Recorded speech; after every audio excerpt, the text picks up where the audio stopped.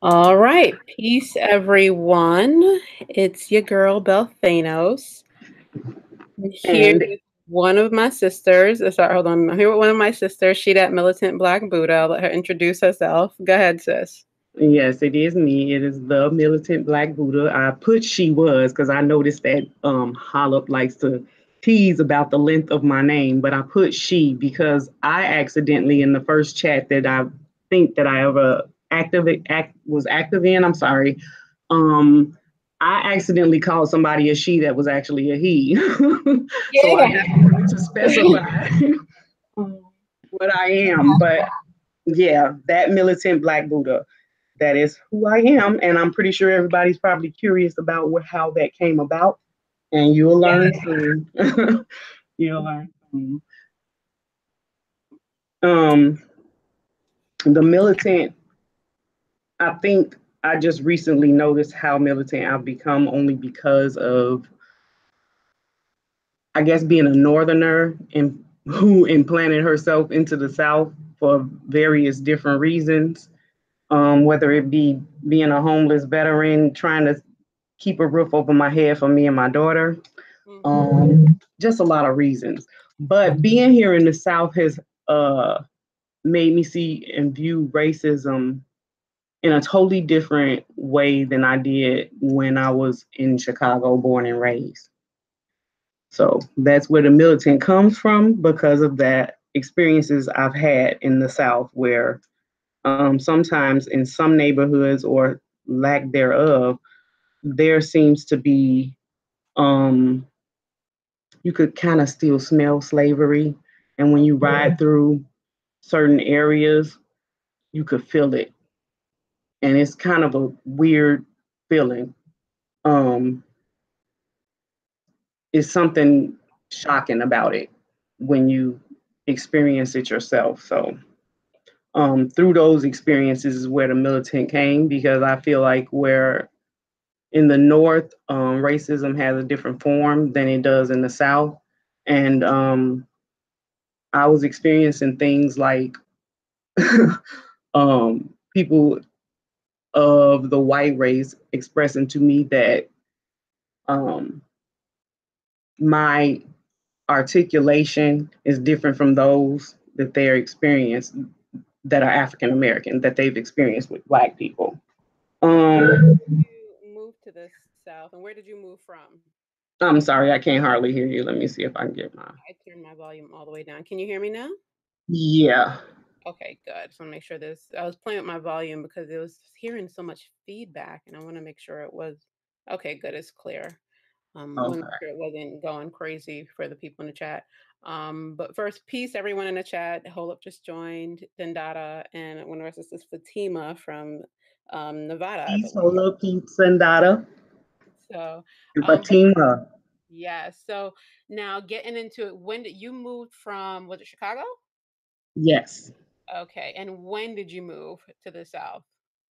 The first time was right after I got out of the military. So I got out in 99. So I would say the end of 99 was the first time. And I moved to a small town in Moorhaven. I mean, in Florida, named Moorhaven.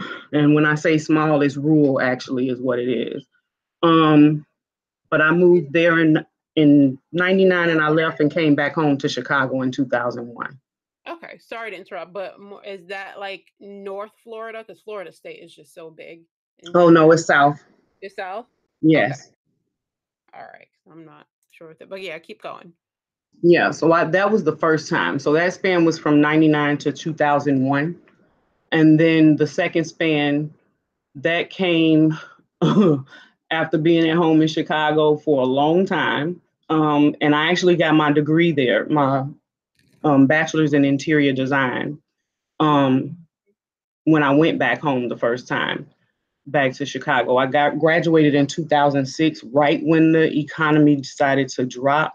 And the industry that feels it first is, construction, interior design. We're the first ones that are going to be able to know when an economy is about to drop, because a lot of people with money, they stop remodeling their homes, building businesses and things like that. So I suffered from that a lot. But with regard to me getting back down to Florida, 2009 is when I got back because I struggled trying to be a single mom, raising a daughter whose dad is still in the military as I speak to you at this moment. And we became homeless in 2009. So I had to make some pretty hard decisions in my life because when I left Moore Haven, Florida, in 2001, I vowed never to go back. And was that never go back to Florida or the South? Like what? Go back to at that time it was really specific to Florida. Okay. Or at least in that area, because it's really, when I say that you could still just riding into Glades County, Florida, it's you can really still feel you could hear the slave whips cracking. Oh, jeez. It's really a oddly weird experience in so many ways. And the people there, and not even just in Moore Haven, Florida, but just all over Florida, period. Particularly the further south you go, the worse it gets to me. Miami just happens to be situated in a position in society and in that state as to where there are certain areas that are, well-to-do, and that's what's popular. That's what everybody sees because, all the rap artists live there. All the white people with money live there, the well-to-do in that specific area. But if you go to the rest of Miami and start traveling north of Miami into all those other southern areas of Florida, the mentality of Black people, to me is a major letdown. Major letdown. And then when you experience the white people who actually live there or maybe even migrated there from northern states to get away from whatever it is they're getting away from. Right. Their attitude, I think, exhibits the master mentality. So I've always had this thought process about the people there. They still have slave and master mentality, both the whites and the Blacks. I mean, to the point that some of the people within my daughter's own family, I believe, is fearful of not calling them or not saying sir or ma'am to them. And being a child raised particularly by my mother, but up north in Chicago, that wasn't something that was necessarily a requirement in my household to call my mother ma'am. Right. She never. I have Go a ahead. question because, well, one, and I grew up in New York, so we really didn't do the sir and ma'am too much. But then I went to school in the South, and people did that a lot. So, and they said it's just basically showing respect to the adults, and it made sense. It does. I did it while I was there, but can you give some specific examples that you feel comfortable sharing about like what happened where you could say like, oh my God, they're still in the slave and master mentality. Like what's going on here? Yeah, can you give any? I probably can. So what I was actually about to say was that you can see that there's this hesitance or fear of not needing to call a white man or a white woman sir or ma'am.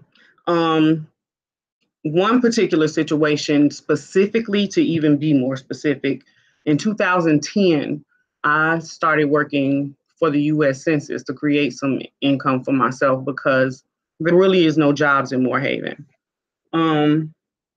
So I was working for the census and I was responsible for recruiting I was responsible for Glades County. I was the only census recruiter in that area. So, but at that point, recruiting for me meant that I was testing people to bring them to census jobs. So working for the census, it brought me to some of the uglier areas of Glade County. Buckhead Ridge is the name of this particular county that particular city within it, or town within the county, because there's really no cities in that county. But this particular town in that county, I was using a hall to test people from that particular city to become census workers. And the guy who was responsible for opening the doors for me, I think I would go every week, once a week, I think like on Wednesdays or something like that, he would open the doors for me so that I could, set up for testing.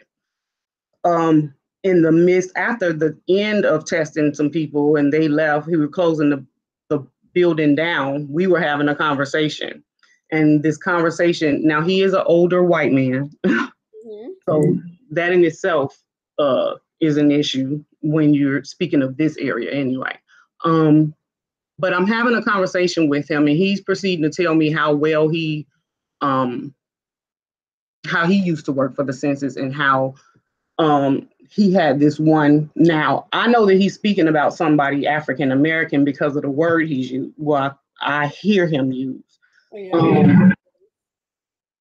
He used the word colored.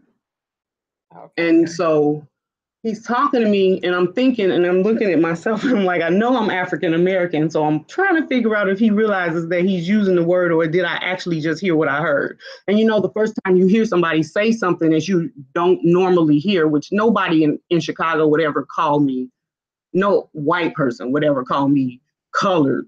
I mean, even if they are thinking it, they wouldn't call me that, not outright to my face.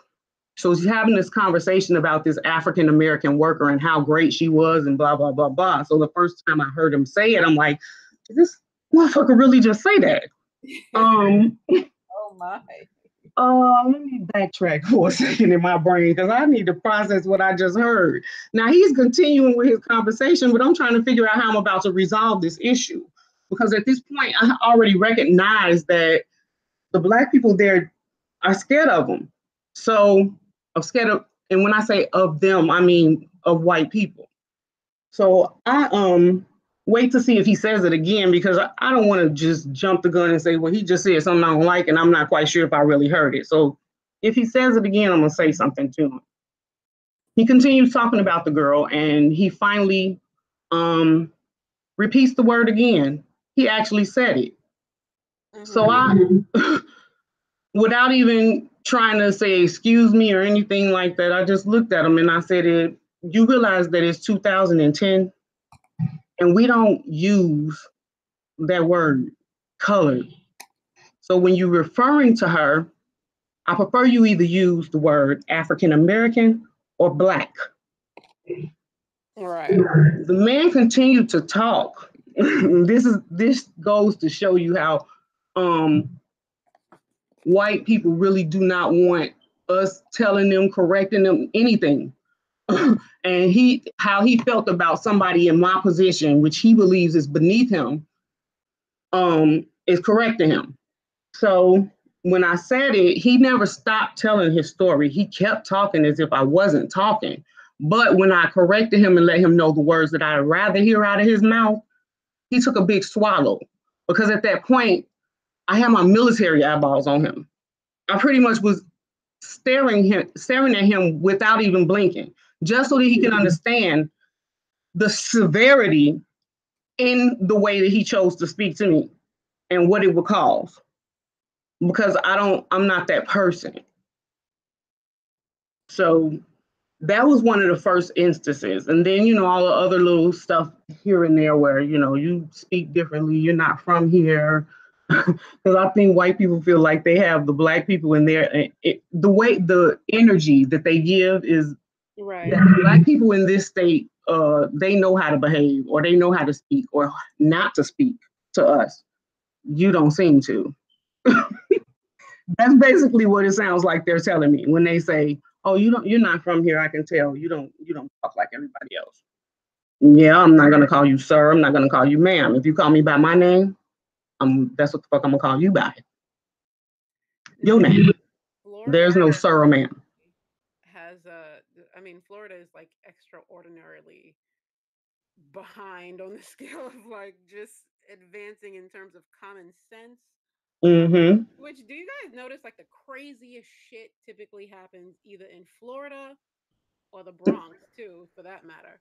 But it's just some crazy out of these world stories that you're like, wait a minute, is this still happening? Like Hope said before, that gentleman, and this story's out there, and he brought it up before, but the gentleman who was killed in his garage, and the judge gave him, or the city rewarded his family $4 down to 4 cents, down to zero, and said he was the cause of his own death from the cop who killed him in his own garage. Wow. Yeah. Okay, sorry, I'm turning up my volume a little bit. Guys, I thought I was getting a lot of feedback on my end, so I wasn't sure if you guys can hear me. But yeah, I put it up a little bit. Hopefully you guys can hear it a little bit better now. I don't want it to I don't know, it just sounded grainy on my end for some reason. Anyway, but yeah, so like Florida specifically just have like a history of just some extraordinarily racist, crazy shit. There was that other stupid story last year of the kid who did like a racist promposal. This white boy who Oh put up yeah, I saw that. yeah, I was like, what is going like they're completely desensitized to it because it's so normal now. Yeah. So I don't know if that was in I have a sister in Florida. She's in Orlando. I told her I don't really care for Florida, so I'll visit, but I won't. I'm not going over there to like to stay any extended trips or anything like that. Right. But yeah, so Florida is not really on my spectrum of a place I really want to go live or stay at any point in time. You know how used to hear back in the day, Florida's a nice place to visit, but you wouldn't want to live there. Well, I've lived there twice, and this last time that I was there was way longer than I expected to have to be there. But it's really true. It's a nice place to visit, but if you're Right. not from there, and when I say from there, born and raised there, you don't fit in, especially if you come from up north. It's just, you're not going to like it. You're So, not. what's your opinion on like just the black people who live in Florida who's like born and raised there? Because Miami has its history of some of the most ghettoest shit or ghettoest people. And There's so many different Caribbean factions. There's the Zoes, my Haitian brothers and sisters in Miami. They're like a different breed from the New York Haitians. wow, So I yeah. mean, it's so different. Like they're a little bit more like rougher and cutthroat and stuff. And they really came, they traveled back and forth to them to Haiti a lot more. I don't want to say a lot more often, but Mhm. it's almost like them moving there to the some of the rougher parts of Miami probably hardened them even more than what they would be back in Haiti. Um, Yeah. that's like a whole nother issue. There's like, they have the Jamaican community, all the other Caribbeans, the Cubans. But it's like it's just so Miami has that history of just being so racially mixed, but ghetto as fuck too. So It is. so And there's it that, but other parts of Florida that you've been in, what have you noticed with the minorities there, black people specifically? specifically with black people, what I've noticed is that they hold, and I think this can help with the fact, with the point I made earlier about them being a disappointment.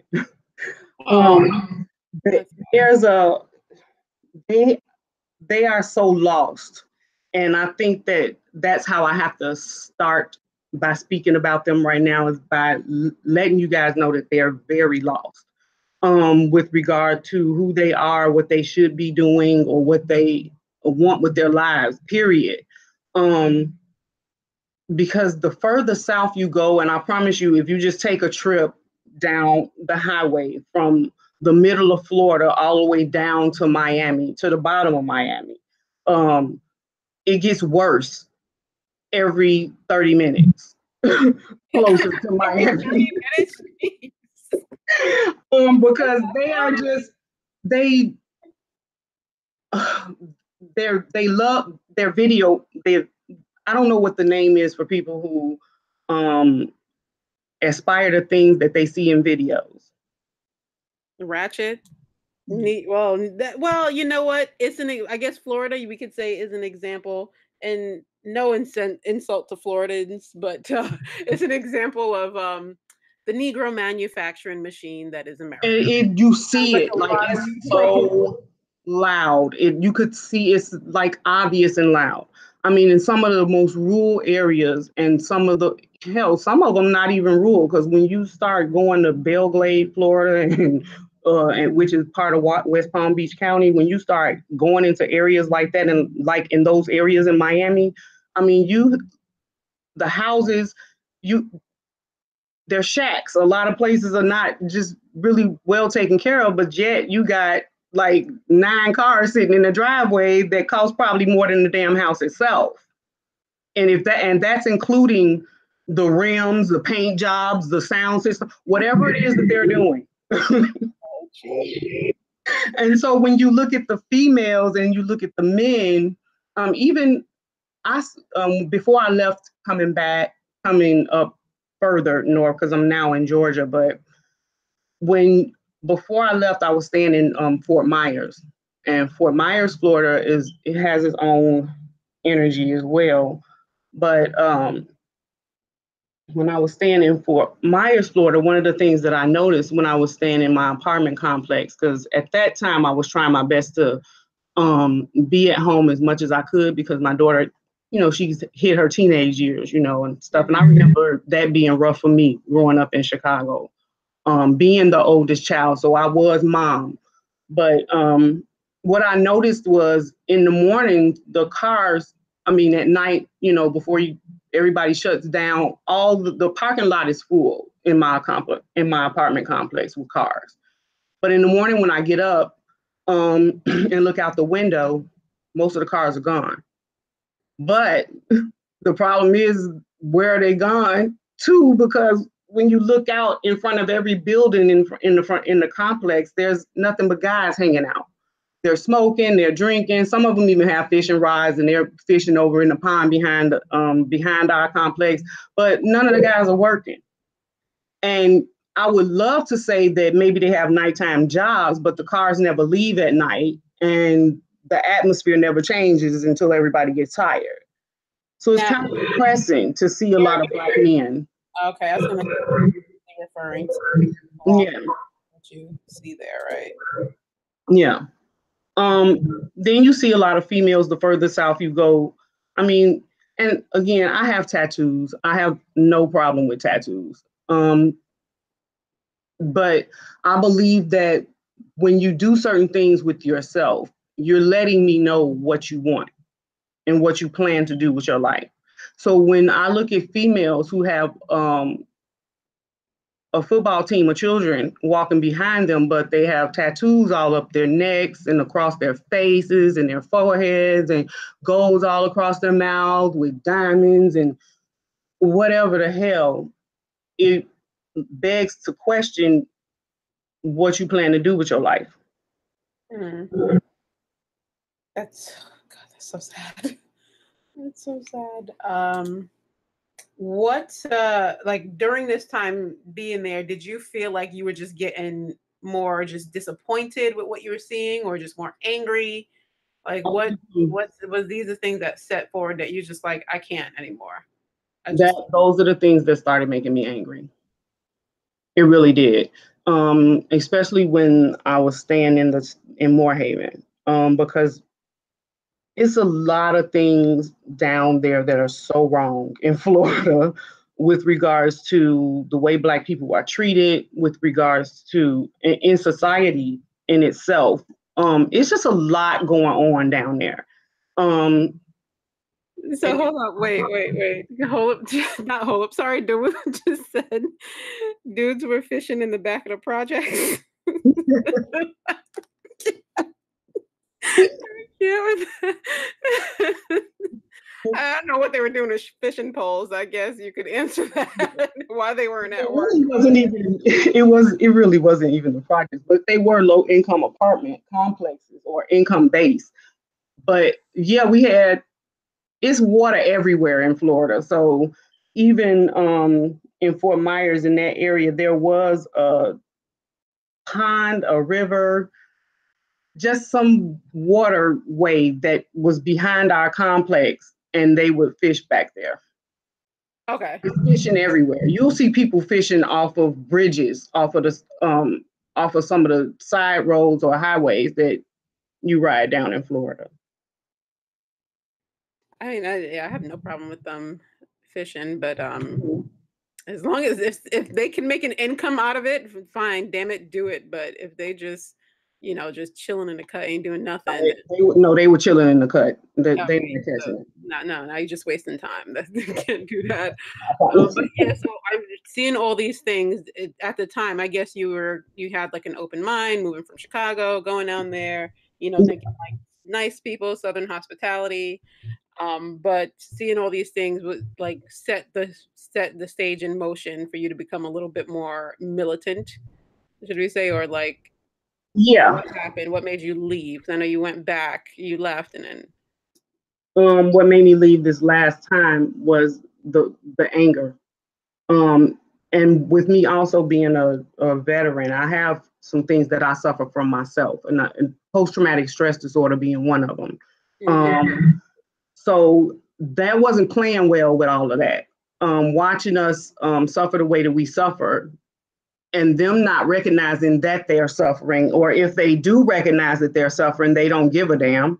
Um, but just also the way that the white people are there does it kind of just makes that anger extraordinary greater, more great.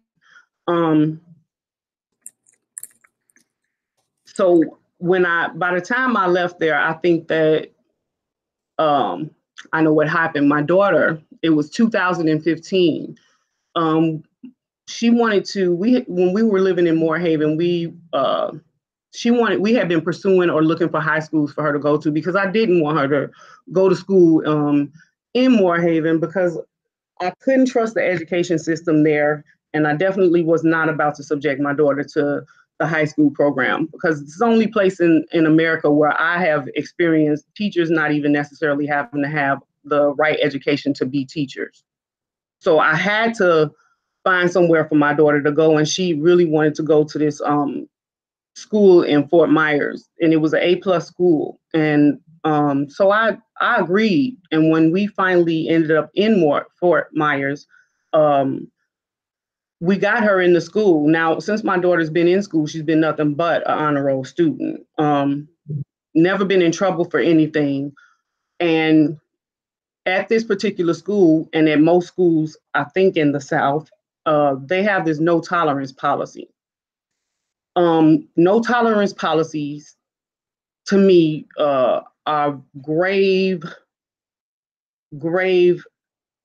wrong for Black people. Mm. Um, because my daughter's junior year in high school, she'd never been in a fight before in school at all. And the only fight she had been in outside of school during one of her summer breaks was, she was 11 years old. That was the first and only fight she had ever had. Um, Oh, go ahead. You're good. Wait, what happened here? Hold on. Hold on. I can't hear. Can you guys hear her? She's still on.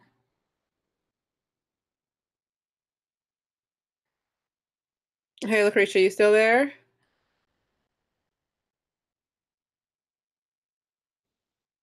Huh. Did I lose her?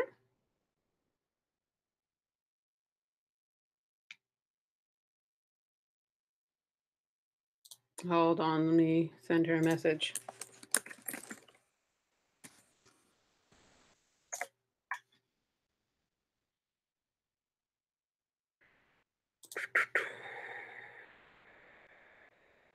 It's fine. She did drop off, but she's still here. Hold on.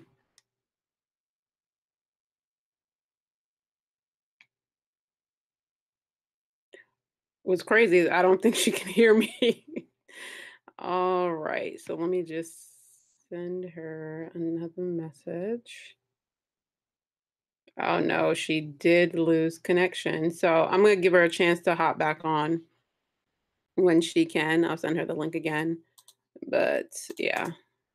But anyway, guys, thanks for joining. I was talking to one of our sisters in the BAIO. She's in Georgia. Unfortunately, she couldn't make the meetup when we had it.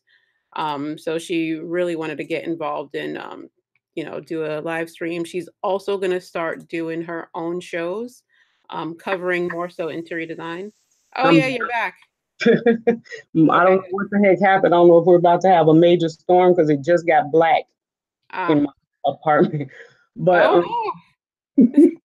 and that internet did drop, so that's what happened. I apologize, everybody. I'm not quite sure what the heck's happening right now. But what were you saying?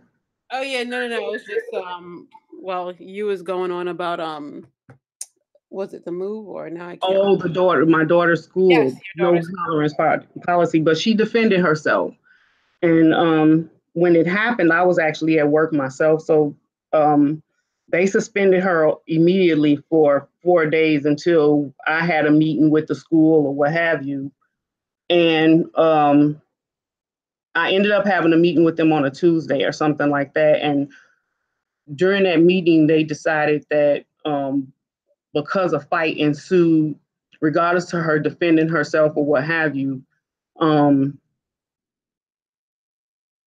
they wanted to suspend her for 10 days. And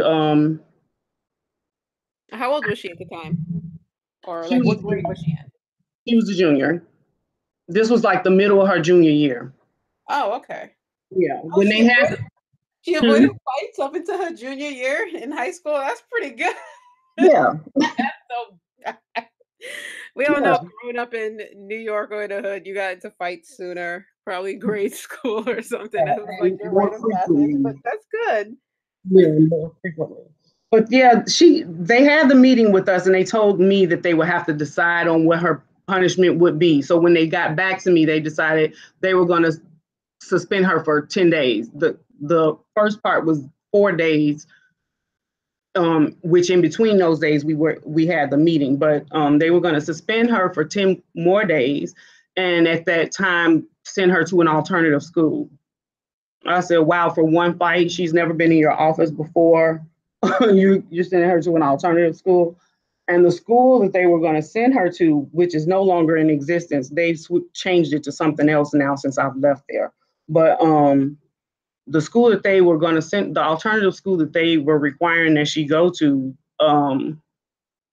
was riddled with gangs and drugs. It was, I mean, I was trying to keep my daughter away from that kind of environment. Right. Why, why is it that you're going to now send her there because she had one fight defending herself? And I really wasn't mad at her about the fight because as long as my daughter doesn't start fights, I'm cool. But if somebody puts their hands on you, you damn well better defend yourself. We'll deal with the consequences later. Um, so this was her first real fight, and I was kind of upset with the decision for them sending her to the alternative school because I felt like she was defending herself. Somebody slapped her. That person was not in the right place at the right time. It was a lot of things that happened. So I tried to fight it, and I took it to the school board. The school board stuck by the school's decision.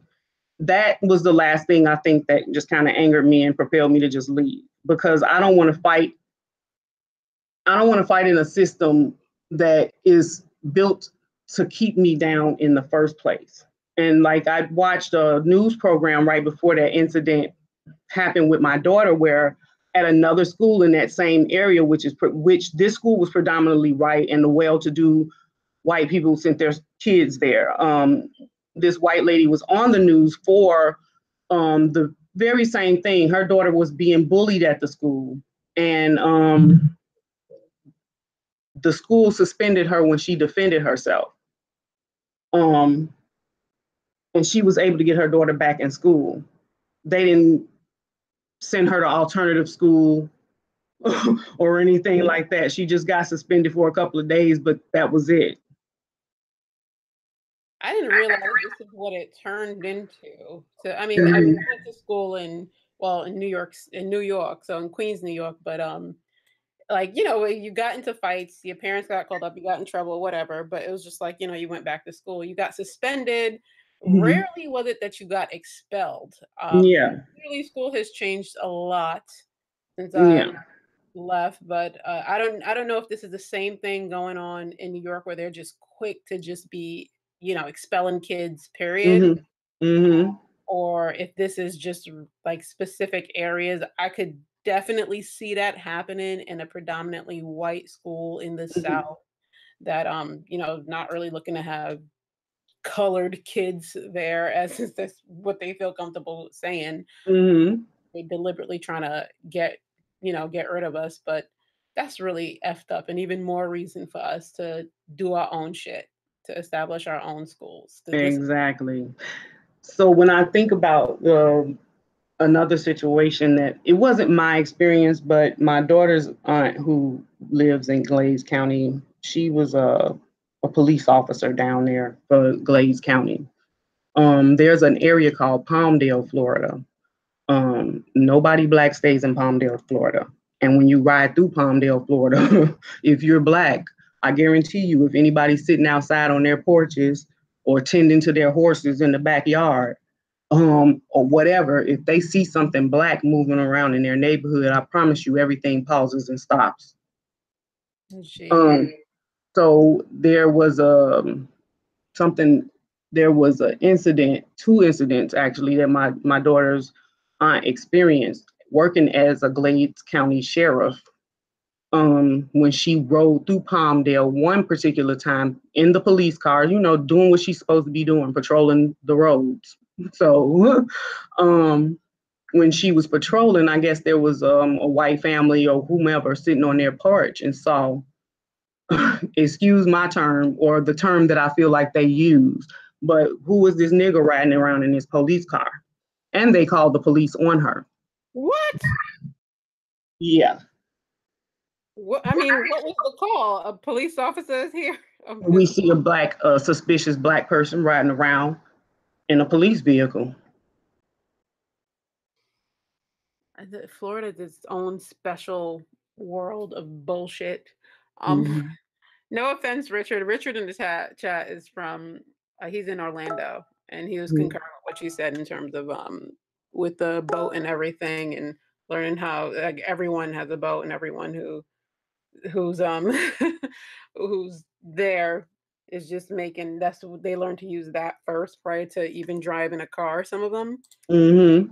that's like the norm, but I Yeah. like I've seen most of the most outrageous, craziest stories mostly come out of Florida and occasionally in the Bronx too. Well, Bronx has its own world of Wow. nonsense, but yeah, but Florida is like its own special breed of foolery. And I don't know if it's because the way the state is kind of shaped, you know, like if people are just so easily be the swept. I think it's actually just too hot, to be honest with you. That's my comical, angry take on it. I think it's just too hot.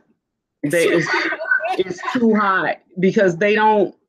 It's just not normal, period, to be down there because it's just too hot. They don't have time to think about. They're on vacation. Period. That's it. They on vacation. And this is where this is where all the elderly want to go retire. Hell no. Yes, but see, it works. But it works for elderly white people. Mm. I It does don't. work for elderly white people. You're right. This is where Yeah. they go, especially like the It, Jewish whites and all that stuff. This is their haven. mm-hmm. It works for them. Um, as long as they can stay in a place where they don't have to see anything other than themselves or themselves, then it works for them. So after that, like what set you up? Because after having that experience, were you thinking at this point, like, damn, like I can't mess with the South? Like the South, this. Yeah, I was particularly angry um, with the South, with Florida in itself. But Mhm. even now being here in Georgia, I just feel like Georgia, I actually live in Augusta, so I chose to move somewhere where it was mostly black because I was that angry with white people when I Mhm. left there, but more so even more angrier at us because we, at least down there, the us down there, um I'm angry with them because they don't see the things that they could be changing within their own communities just by loving themselves. I mean, just with a lot of stuff. So yeah, I left. Yeah. I left angrily, but it was through um, the push of my daughter because once they decided that they didn't want her to come back to the school until she went through an alternative program at that point. She didn't even want to transfer to another school, period. So we decided to start homeschooling and we homeschooled her the rest of the way. And she was like, well, my her plan is to go to school in Atlanta because she wants to go to either Clark or um, I forgot. Yeah, Spelman. Okay. So she wanted to move to Georgia so that she could stay here because she's not moving anywhere else anymore at this point in her life. So Georgia is her last stop. So That's that's why we ended up coming here. now is she a senior now? She's done. Yeah, she's a senior now. Okay. She's finishing. Okay, good. I'm sorry to hear all like just that experience. I'm like, you see, this is what happens when you're part of schools that we don't control the society. Mm-hmm. We don't have any control in the society that we live in. Mm-hmm. And it's okay to just throw us out of one thing and throw us into an alternative school. And we all know what those alternative schools are. It's usually the people who are not really going to do anything. At most, they're gonna, hopefully just study to get a GED. And if Exactly. that and make it work after that, that's fine. Because actually, my sister did do that, and she turned out fine. She just couldn't stand high school anymore anyway. But Mm-hmm. do that, then that's fine. But we know what those alternative schools really what happens there. It's usually like just dysfunctional, misbehaved kids, constantly And always the police around the school. It's just and those and ridiculous. in that area, those kids end up usually dropping out of school. And Yeah. in Fort Myers alone, the crime rate amongst that age group is extremely high. I mean, it's already kids that age. I mean, and I get that it's happening everywhere, but when you have communities that small, I mean, this isn't Chicago where there's millions of people or New York where there's millions of people. This is Fort Myers, Florida. They don't even get close to a million by a long shot. And Wow. these children, all of these black children, are not in school. They're not doing anything with their lives. They think that this um, thug mentality and gangster mentality or whatever it is that they're thinking is okay for real. A life means nothing. And I think that when I went to the meeting that I had with the district down there, some of my anger came out and I couldn't take it anymore. And it's just you don't even get it. You all are sitting up. I sit and watch you guys' news programs every day, and these kids are killing each other, and you all can't figure out why. They don't even have activities for the children within those cities.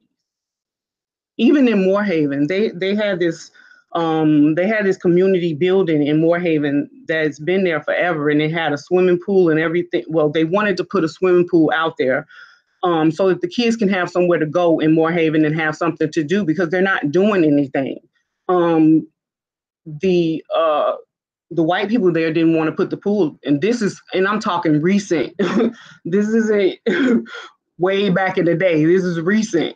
They didn't want a swimming pool there because they didn't want their kids to have to share with black people. Wow. That's I mean, this is really a sad reality. Now, in your opinion, do you think honestly, like do you think it'll ever change for them down there? Like for black, do you think at some point black people are gonna just be like, okay, like this is disgusting. We're covered in tattoos, there's nothing but ratchetness everywhere. We're not doing anything. Like we gotta get control of our neighborhoods back. Do you think that's going to happen from what you've seen? any of you guys in the chat from Florida have been there, like, give me your opinion too. Like, do you And think I'm people sorry, people in the chat. This is just my experience. Yes, if you actually, Baden's mommy joined, so she was Hi. now. Yeah, Baden, we wanted to do this show with you because you are in the education field. Yes, I've been wanting her to talk to her. Right. So yeah, let me know, guys, in the chat what you think is like. I mean, because it's kind of easy to see what's gonna happen if you look at exactly what's happening now. It's like, well, shit, this can't go in a good direction anytime soon. But it's just like what I mean, this is really sad. This is like hearing this just makes me want more. And that's why I wanted more. I want more. I want different. I want us to be different. I want us to feel different about ourselves so that we're not doing the things that I'm seeing in Florida. I mean, like, I think Florida is the greatest exacerbation of anything going on racially in this country, period. Like, it will warp your whole entire mind if you allow it.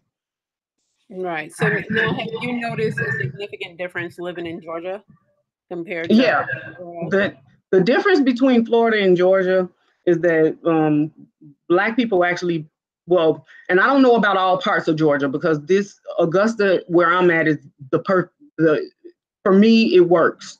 But one of the things that I couldn't do in Florida is be supported. And since I set foot here, I felt supported from people that I don't even know, African Americans, period. I never found people to connect with when I was in Florida. I felt like I couldn't relate. I didn't understand them. And they very well probably didn't understand me either. Because they also speak a different language. So I don't think that we understood each other on so many different levels. And I think that's why. But here I am connecting with people and people who are actually, for the most part, good at heart. but I, being down here so long, I see a lot of things too that, I think that Southern people, there's a certain level of complacency, I think. Right. Yeah, I've noticed that. Yeah. And that's just as a generality. They're not as much forward thinkers as people from up north. And I'm not saying that's everybody in the South, because I'm pretty sure, and I know that especially since being here in Georgia, I have came across some pretty forward thinking people, but some of them, like I said, it's still even limited with those. And now, have you guys, like, in talking to the chat room, have you guys no, well, I've noticed a difference between like the South and up north. You're right, the South can be a little bit more complacent. But those of you who live in the South, have you guys noticed that it's changing at least? Because being from up north, like we come with our own ruggedness and attitude and what we're not going to deal with, and it can be seen as disrespectful. Like when I first moved to the South, I went to school in South Carolina, and everyone kept greeting me, and it was freaking me out, especially being from New York. I didn't know why. Oh my gosh, that was one. Was saying hi to me, and it was just like, what is your problem? Oh my God, I had that issue in Florida.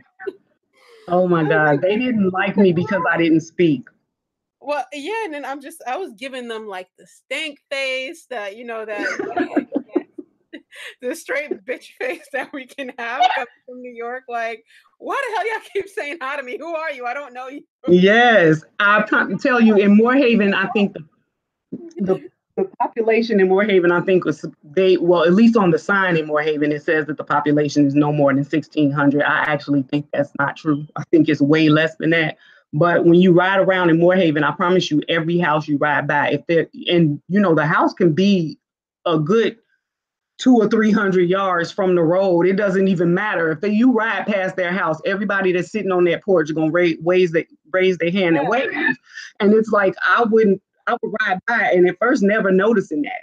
And come to find out later, like, people would get mad. They didn't like me because I didn't speak. When she ride up and down these streets, she don't speak to nobody. But every time I ride up and down the street, y'all, I could be to just rolled past like 5 seconds ago, and when I come back, you still gonna wave again. Oh my I'm gosh. not from here. I don't know you. We don't speak where I'm from. And it's not out of being rude or trying not to. You know, most of us, if we make eye contact, we'll smile at each other. That's our hi. That's it. I mean, that's what you get. I personally appreciate my experience in South Carolina, Mm-hmm. where, and I was just there for school, but like learning that, I'm like, okay, I did learn the level of hospitality and got to really understand, Yeah. like just the terms of respect, saying ma'am and sir, and this is even to just all adults, black, black, white, Exactly. whatever. It was just like so, and I appreciated that because as I moved on further and I came back to New York, I realized how New York, it's when now those of you who from New York, you know what it feels like to fly into New York. It's just like when you on the plane, and actually, I believe Hold Up or Dawood said this before that Mm-hmm. when you're on a plane coming into New York, you don't even need them to announce it. You know you're in New York. You can just feel like a palpable energy, and you just feel angry. So like Really? literally, what? Yes, New York, flying into New York makes me so angry, and for the life of me, I don't know why. And it still happens till this day, and I don't even fly in often. Like maybe once a year. I'm like, oh, what? Like the clouds. I don't know. Mm-hmm. It's just like doom and just like you just getting ready to go through some shit because you're just gonna get out. You're gonna get off that plane. You're gonna keep your headphones on. You're gonna walk and not pay attention to any of the BS around you. And this Mm-hmm. is like I feel like it's worse flying into LaGuardia probably because they didn't update that damn airport yet. Even JFK is still bad. I'm like, I just feel frustrated. And for the life of me, I don't know why. Wow. I'm like, what is the stress of New York that does this? Does any of you guys feel that way too? There's a lot of people in the chat from New York. So Oh, okay, cool. I wasn't sure if they felt that way too, but it's like a lot of times when I used to fly out and fly to the South to see my Mm-hmm. sister who's in Atlanta, or when Mm-hmm. if I was going to school there or visiting somebody, it felt a little bit more relaxing. But It yeah, then is. I would get annoyed because the conveniences wasn't Mm-hmm. there. I couldn't just like hop on a train and go to this and get this real quick, or We'll find some food in the middle of the night. yeah, like you got to drive everywhere. There's no like, corner stores or bodegas that you can just run and get whatever you need. Like the Exactly. convenience is what is not as convenient. So you feel frustrated from that. But overall I did feel a lot more peaceful than being in New York. But yeah, I mean what I'm getting at is just like the South has its positives. It's Yeah, ways. and that I do appreciate, because I do appreciate the certain level of tranquility, because I don't know if I want to call it peace because of the issues, but the tranquility is some in the South if you find the right place. It's some. Yeah. I enjoy it. And some people in the chat are basically agreeing. Then Dada says, yeah, the South is notorious for speaking every time you see them. It was annoying, but I understand the friendly gestures. I do too. Yeah. And Yeah. funny, I am Lucy said, when I came back from Ghana, I flew into JFK. Negative vibes, yes. What the hell is going on in the New York skies? That is like they really don't need to announce that you arrived in New York. You just feel the stress of the city.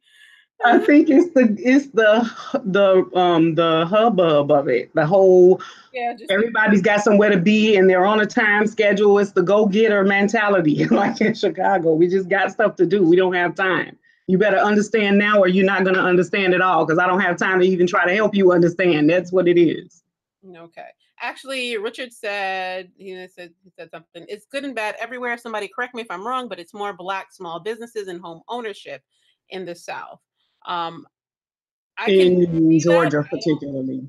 In Georgia, okay, okay. Mm-hmm. I'm like I don't know the stats on it specifically, but if anyone else know the stats, by all means, share it. Mm-hmm. Okay, I love the slow pace of life in Georgia. Yes, I mean the slow pace is definitely something to appreciate. And I lived in Texas for a while. I actually really really liked it. I lived in Central Texas, and that was a nice slow pace. But also, I realized I felt like I wasn't getting a lot done. And I And wasn't in Florida either. I couldn't. I think Georgia is more welcoming to Black businesses than any other place that I've been so far in my life. I'm not quite sure about the states I haven't been to, but Right. yeah, Georgia is definitely booming with Black businesses. Okay, and that's what's up. How far are you from Atlanta? 2 hours. That's Okay. what they say. Okay. But if I drive it, it'll probably be a little less. And you're in Augusta? Uh-huh. Okay.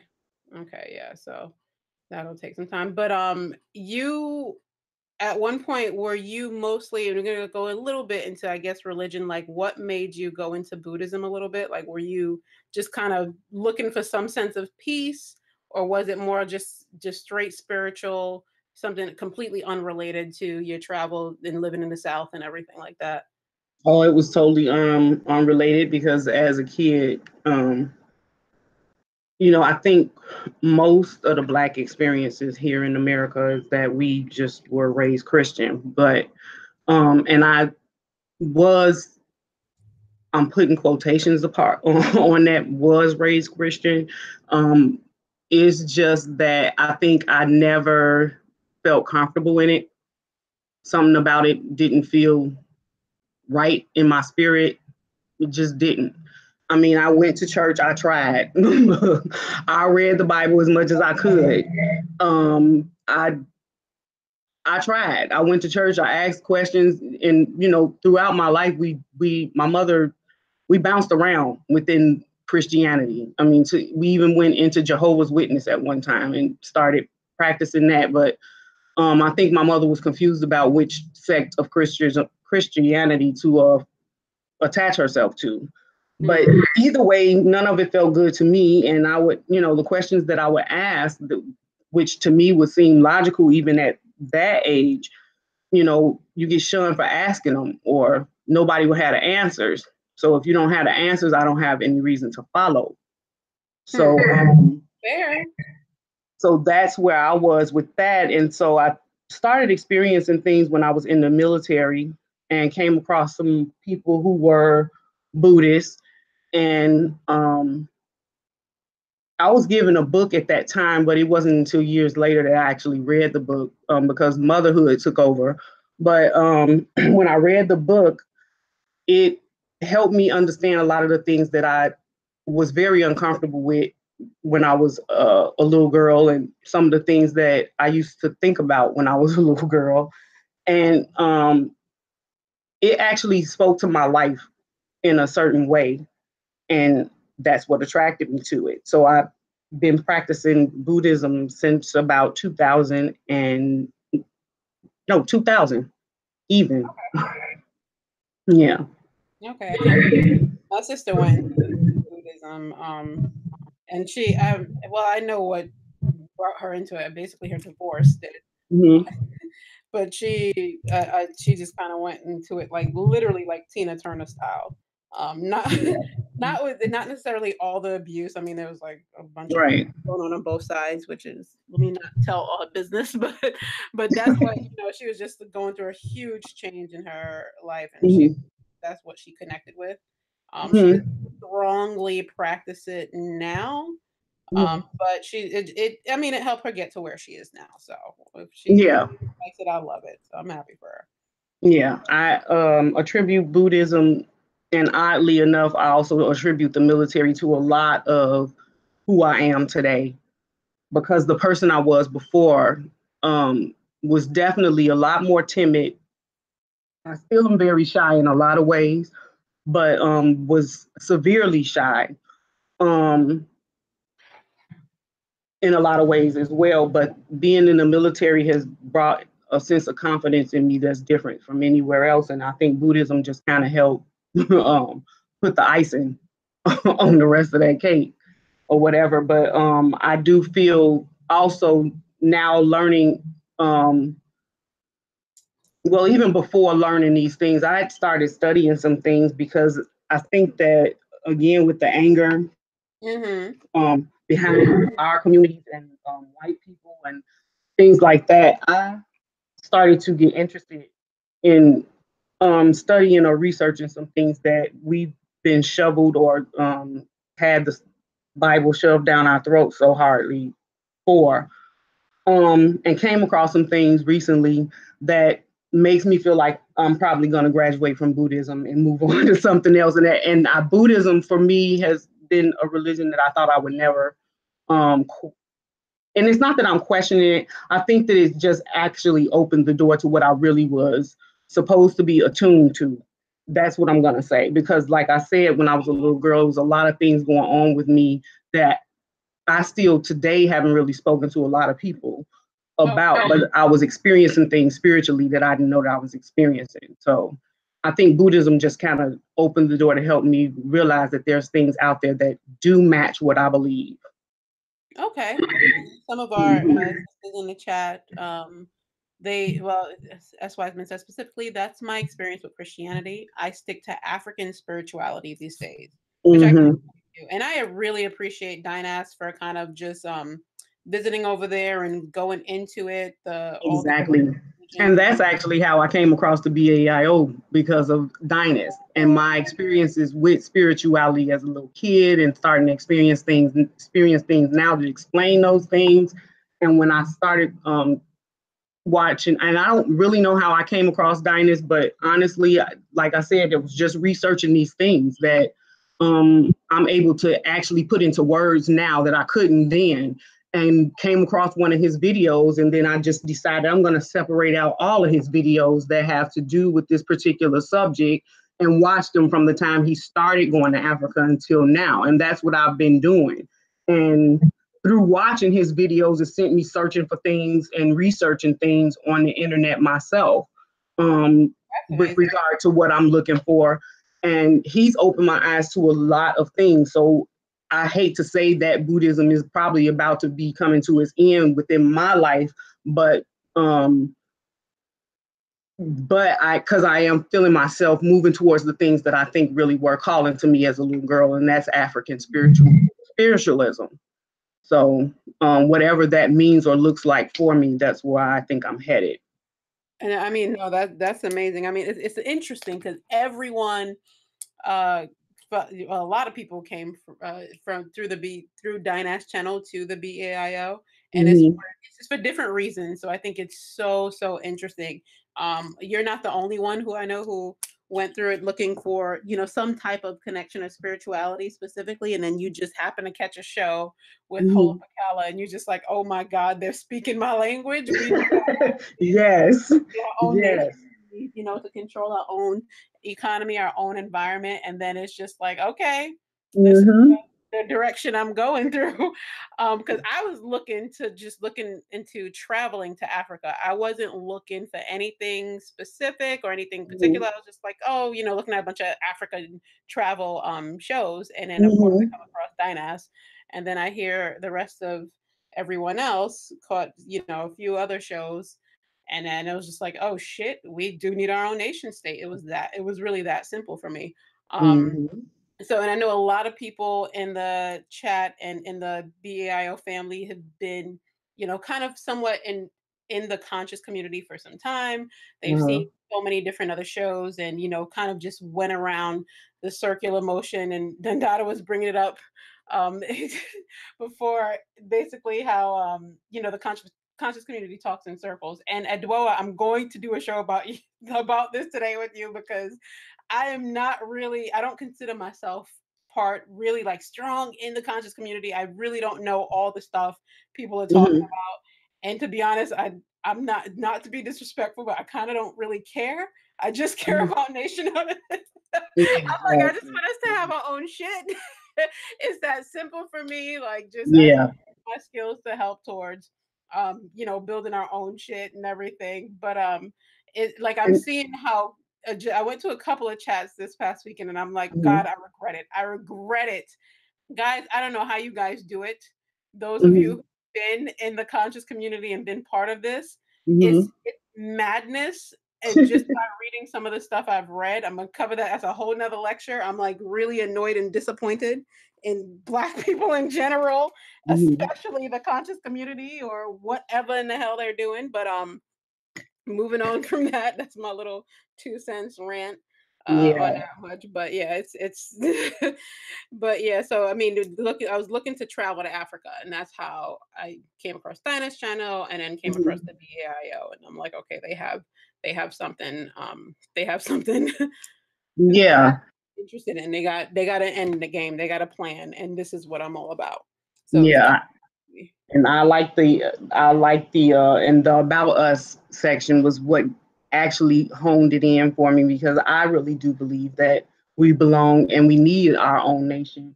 And I think I've thought that for a very long time.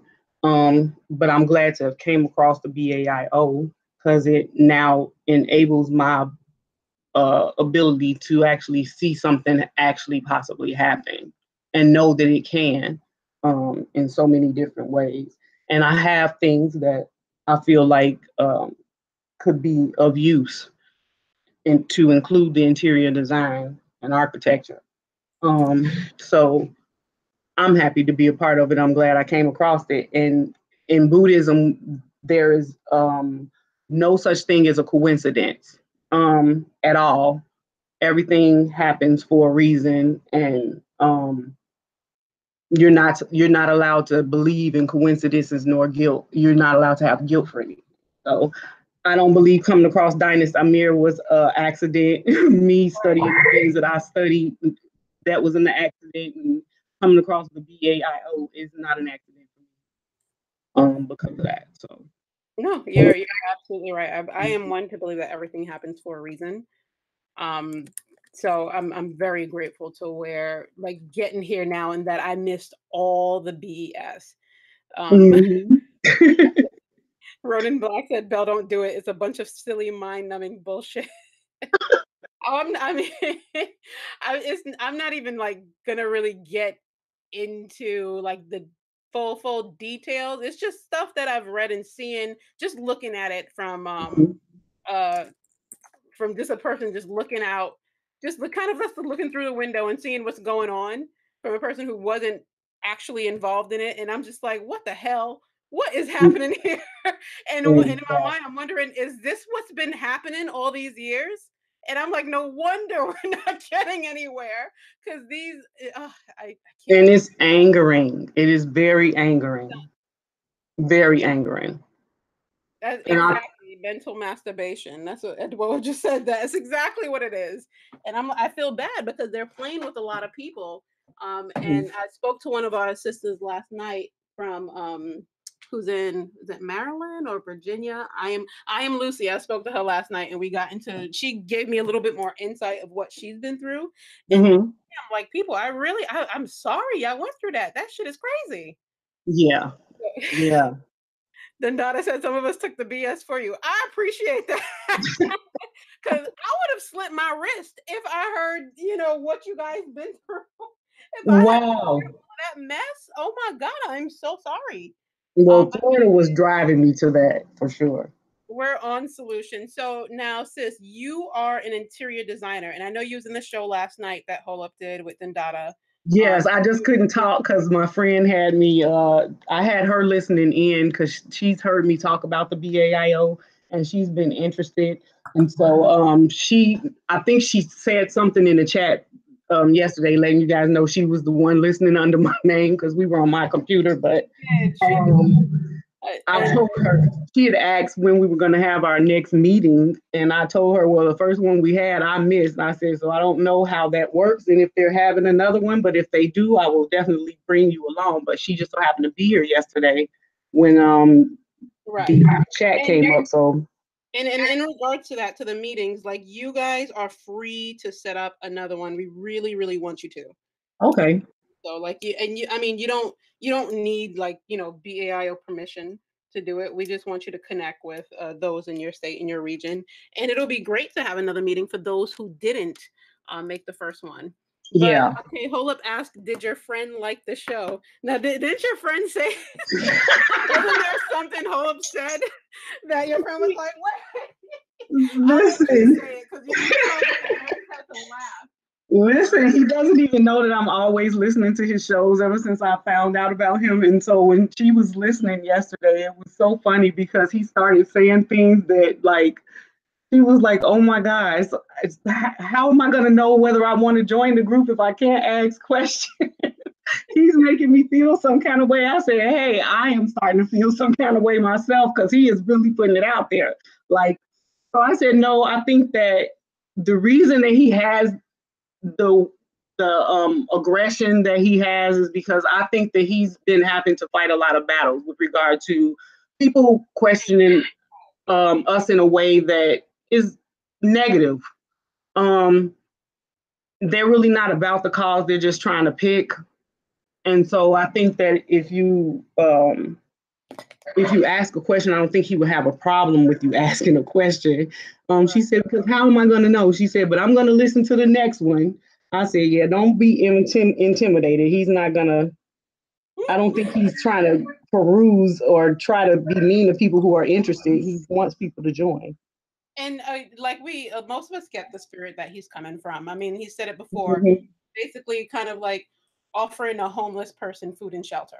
Like if I got to Mm-hmm. convince you you need food and shelter, then like it's forget it. It's already lost. You're already like Right. it's already done. So we're not about convincing. It's just connecting. You have a skill. If you know believe Black people having their own nation state, have you believe in nationhood. That's what That's that's what matters. happened. Yeah, and then again, like Richard just said it, you can ask questions in the chat, and you can. I mean, as long as you're not coming in with some where to land at BS, Mm-hmm. and Right, right. but what about this? But what about this?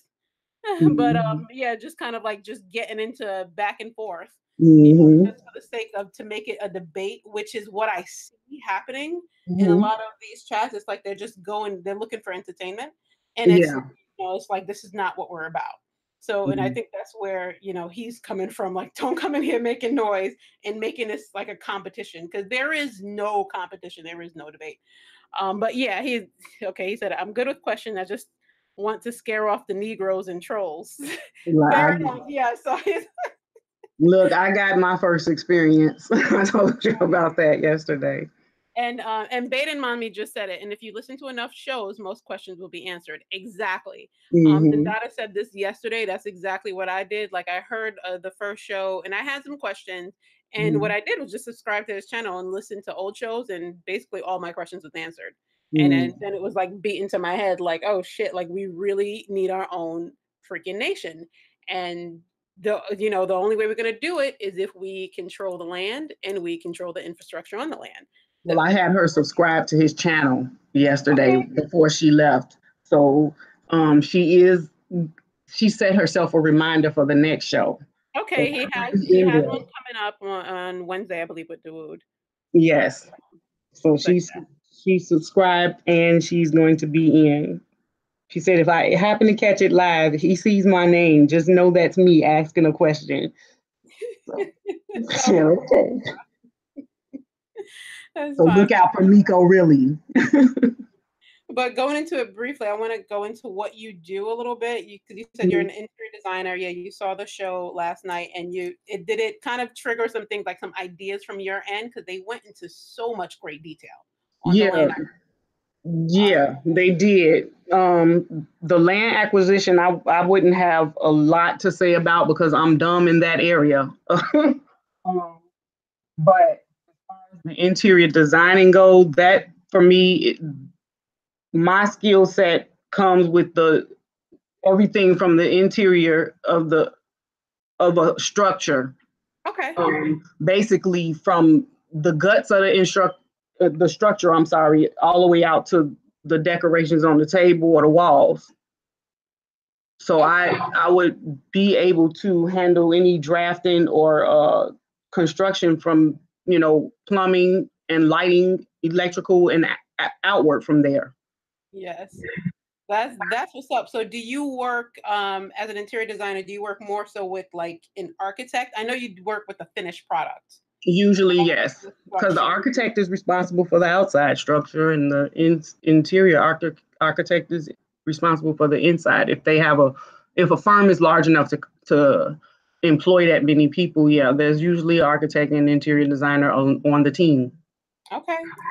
Mhm. Sounds like a plan. And Dada said yes. Good, we're getting the pieces together to get like, and I'm sure if we look within the BAIO, all these groups probably say join your professional groups, because it kind of helps us piece people together and what they do, and it makes it easier to group you together when it comes to planning and executing this.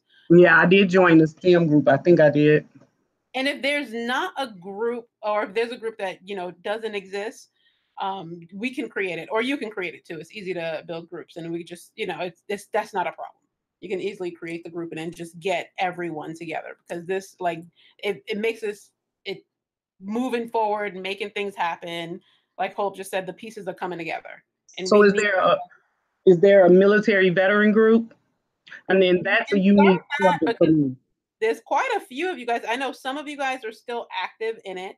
There are quite a number of military veterans, I know, which I appreciate you guys, not even just for I guess serving this country. Thanks for that, but more so, thanks for getting that knowledge and education and experience and bringing it back to the Black community, to the BAIO. I appreciate that even more.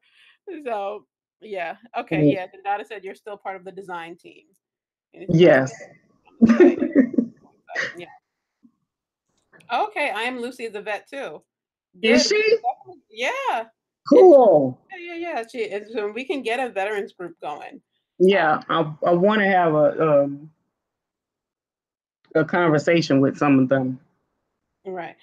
And Beta's mommy, we needed a teachers group and a few other groups representing other careers. There is an education and documentaries and HBCUs. We can do a teachers one. That's not a problem either. Okay, cool. For sure. Oh, wait a minute. I think What happened? Created. Oh yeah. Well, Hope said the group, the BAIO Military Defense and Intelligence. Okay. If it I don't know if you want to do subgroup of veterans, but I mean veterans are in this one. Okay, cool. That's probably good enough. Yeah, so it for sure can happen. But yeah, as an interior design, have you been able to do quite a bit of work within interior design? Now, like I said, when I started my career, when I graduated with my bachelor's degree in interior design, the market was already crashing. And so I did work for a designer at one point. I worked in two different aspects of it though, because at one point I started out, these retail furniture stores, they hire designers to help people, but they really want you to be a salesperson. And that was not the angle I was coming from with that, because I'm not trying to sell your furniture just to get in somebody's house to help them learn how to place it. Interior design, it encompasses so much more than just me placing furniture. And I didn't spend my 4-year degree to come help you sell furniture. So that for me was a difficult subject. But then there was an actual interior designer who used to come and buy furniture there for her clients, because I worked in a high-end furniture store. So she hired me to work for her. The problem for me working for her, one, she was a white lady, but she owned her own business. I started seeing how much money she was making a year, and it became a disappointment to me because she didn't think it was necessary to have a 4-year degree in interior design. And I found out later the reason she felt that way is because all she had was an associate's degree in interior design, which I didn't even know freaking existed. Because how could you get an interior design degree in 4 years with all of the things that we have to learn, the things we have to know, things we have to understand, the things we have to know how to draw and put together? Like, how do you do that? You're just a decorator. You don't have to go to school for that. You don't have to go to school for that. So when I learned that she had an associate's degree and started comparing it to the work that I did not like that she was doing, it explained a lot. And it pissed me off because I felt like, wow, this lady only has an associate's degree in interior design. Her work is lackluster and might be okay just a little bit if you look at it hard enough. But in the end, I'm not even satisfied and happy with the work. And she's pulling in $500,000 a year alone just doing that. And we were in a storefront shop because I managed the store that our office was located in. Wait, you mean as the well. 500,000 as revenue for the business? Um, Or her, I don't know what she, yeah, for the business, I think it was 500,000. Yeah, because I would do the books and things like that, as well as I was also her interior design assistant. You know, she pulled me in thinking, oh, we can make money, because I guess she heard some of my ideas and things that I was talking about with her when I would help her with her furniture selections. Um, but when after working for her for 6 months, it just became a major disappointment because, you know, you brought me in here to make money, but when I talk about some of the ideas that I like or have or whatever, it was just too extreme or too beyond for you. Then I look at her work and I'm like, well, I get it. You know, she's not going to make the kind of money I want to make. I get it, you know, and it was just, I'm like, I could do this coming out of school, making $500,000 a year, doing way better than that. Like, the comparison between what I thought I can do and what she was doing was two different things for me. okay. So I'm caught up. Jasmine asks, Belle, can you replicate her business? Um, Me personally, no, I'm in the medical field, so I'm not into the design and architect and all this cool stuff that you guys do. But I don't think I could replicate it. But for sure, I am so thankful you are part of this, though, sis, because we definitely have a place for you. If you didn't know, then you damn sure should know after um, last night's show. Well, The I process, definitely do. Yeah, I yeah, definitely do. And I feel like even though I have not had the opportunity to really work my degree the way that I want to yet, I believe that the reason I haven't is because it wasn't meant for me to work for somebody else. It was meant for me to work for myself and my own community.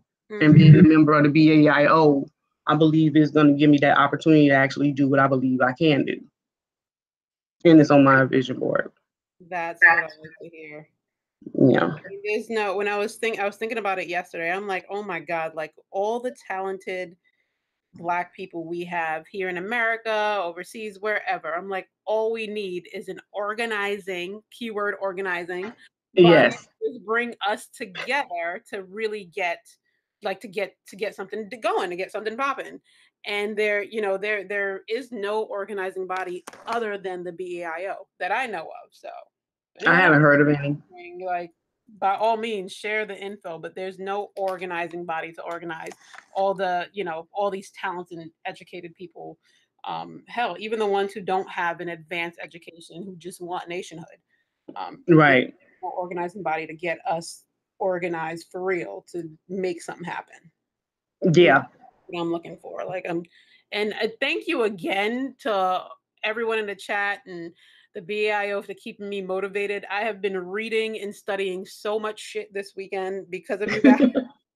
So I Yes, just listening to everybody definitely keeps me on my toes and studying some yes, things. So yes. Like I feel yeah. like I'm doing a lot more studying. I mean, some stuff really helps me for my work, and some stuff is just topics that's not directly related, but indirectly, Mhm. so it helps me. But on the side note, there's a sister from South Carolina. She's in the South Carolina chapter. Her name is Lashana. She did give information, and I posted it under the education group. I put it in the forum. Mhm. Put it in the forum as well. She gave information on how to get like free education, online education, and like links to it. Some of them it has a price to it. Some are free and some has a price, a very affordable price. But Mhm. guys, check out that link because some of it was getting into civil and mechanical engineering. A Oh lot was yeah. like you can get a master's in public health. But just the information that's available.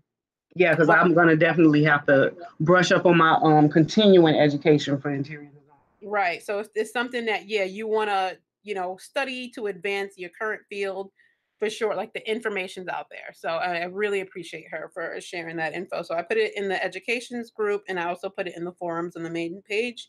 It's just what I think it's called education classes, but you'll see it as soon as you get on. But yeah, so I am going to let you go, sis. People in the chat, don't worry. I plan on coming right back with one of our other sisters, Adwoa, who's just there because I'm like this. Oh, I need to vent a little bit. Oh, I need to vent a lot.